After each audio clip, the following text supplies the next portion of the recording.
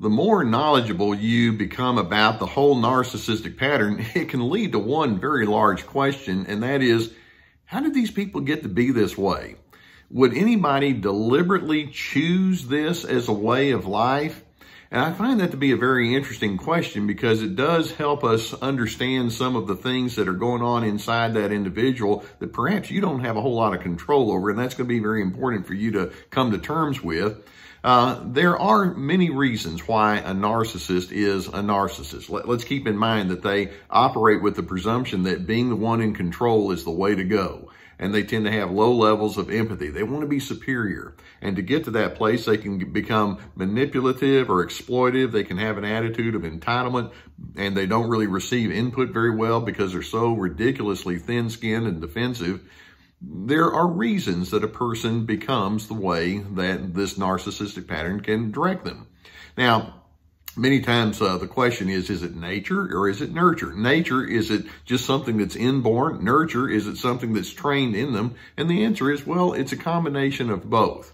Now, the first, I have 7 different things that I'm going to focus here on that help explain why a narcissist is the way that they are. And by the way, I'm going to have an article on the survivingnarcissism.tv website that's going to also parallel this video. So it'll give the same information, and we'll have the same title. So you can look that up, and it'll give you something to go with. 7 reasons why a narcissist can be a narcissist.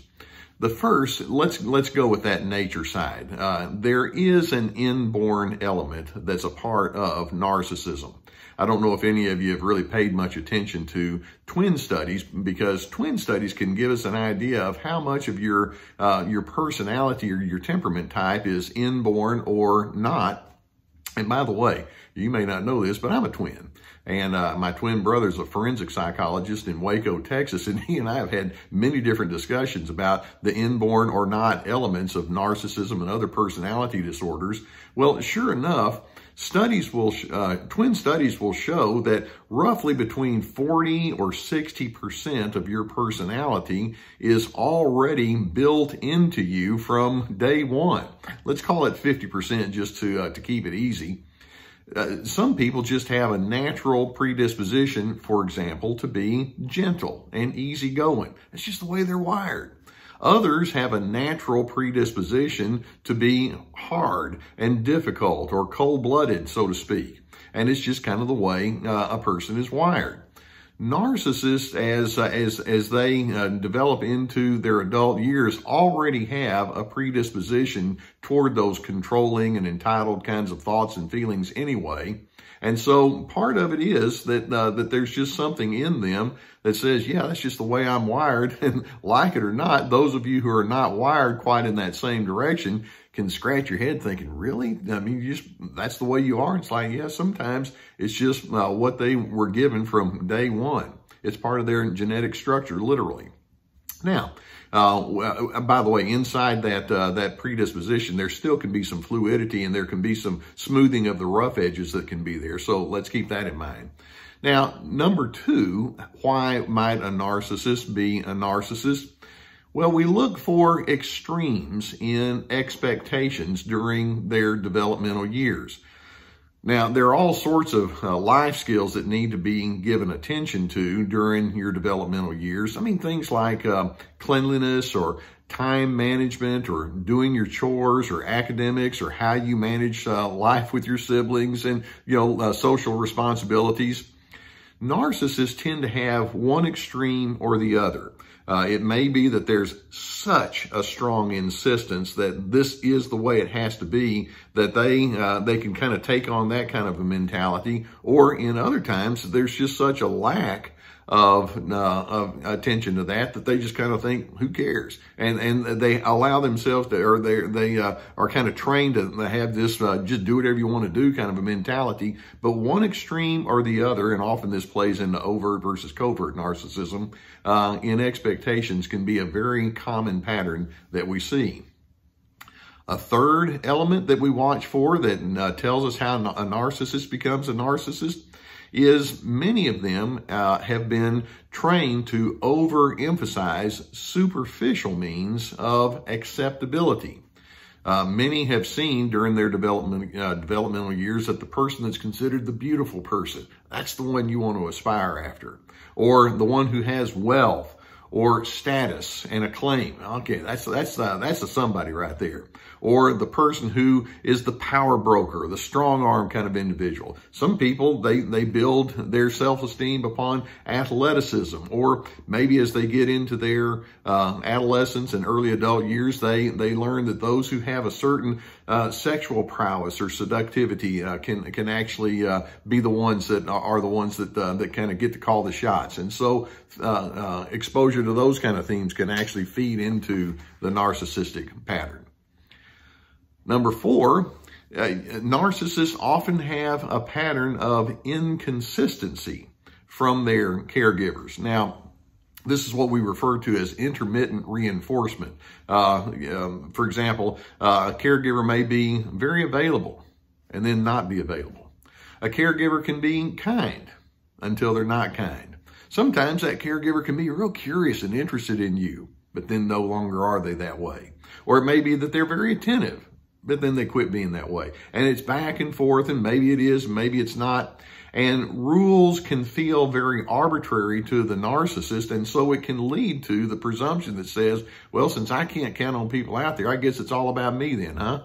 And so they can have a built-in insecurity, which they don't really want to admit, but then that insecurity causes them to say, well, I'm just going to have to be the one that has to make sure that I have everything according to the way I want, and they can overcompensate because of that.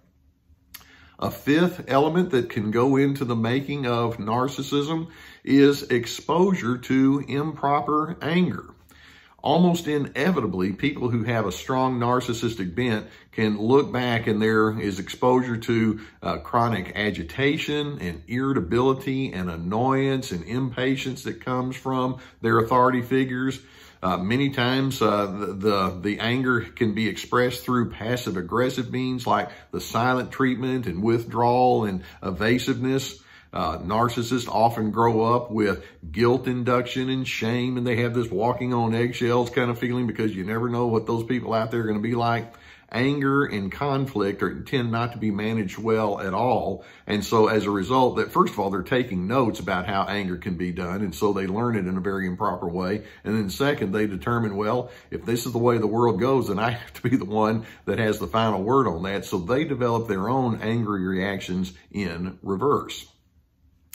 Number 6, and this is a big one, and that is emotional or relational themes are not openly explored. Now, I want you to think back to when you were grade school, adolescents, early adults.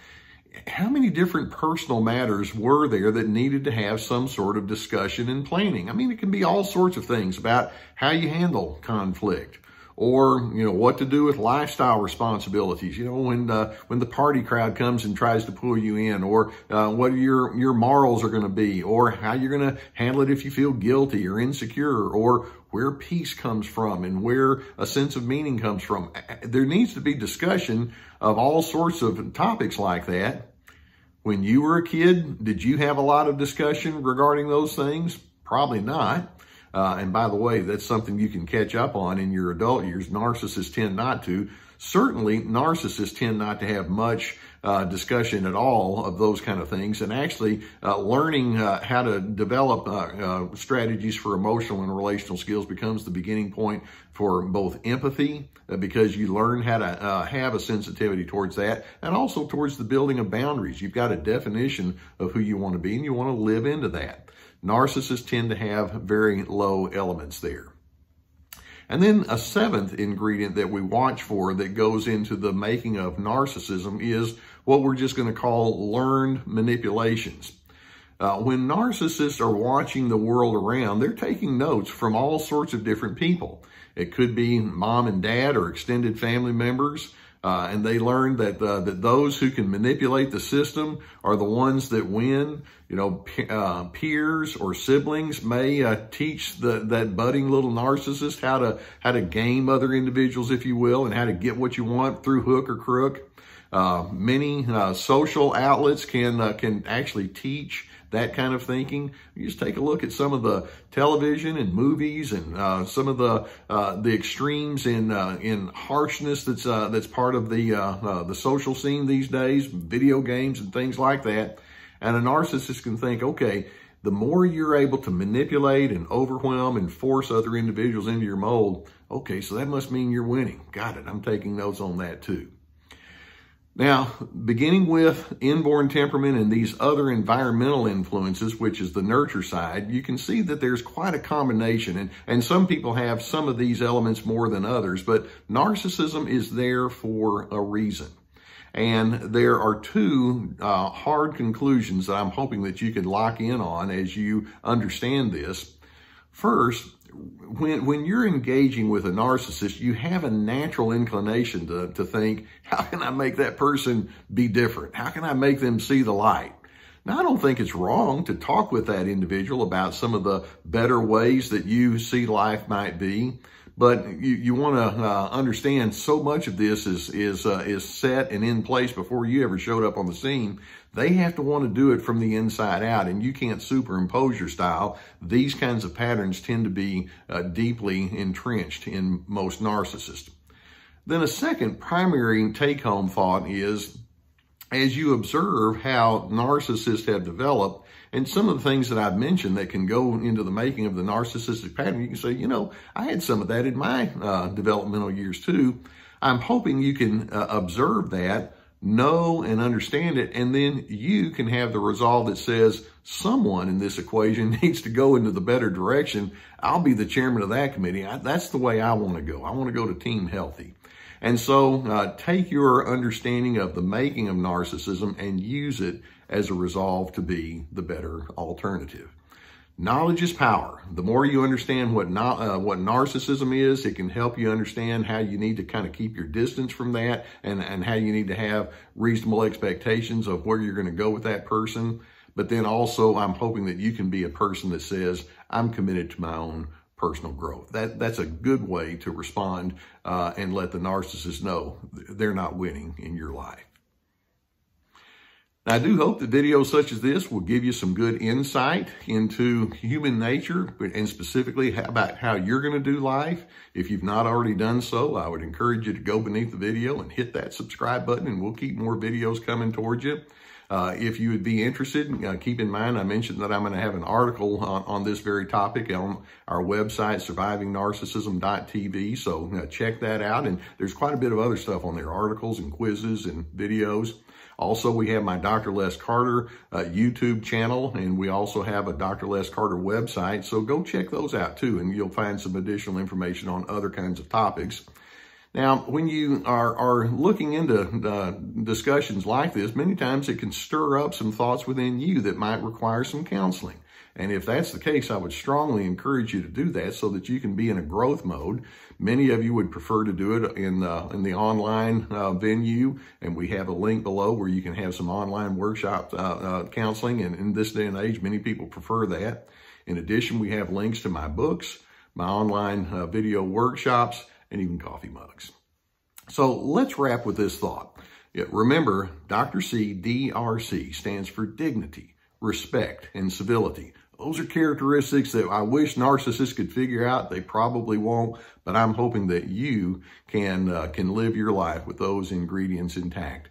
Be the better alternative.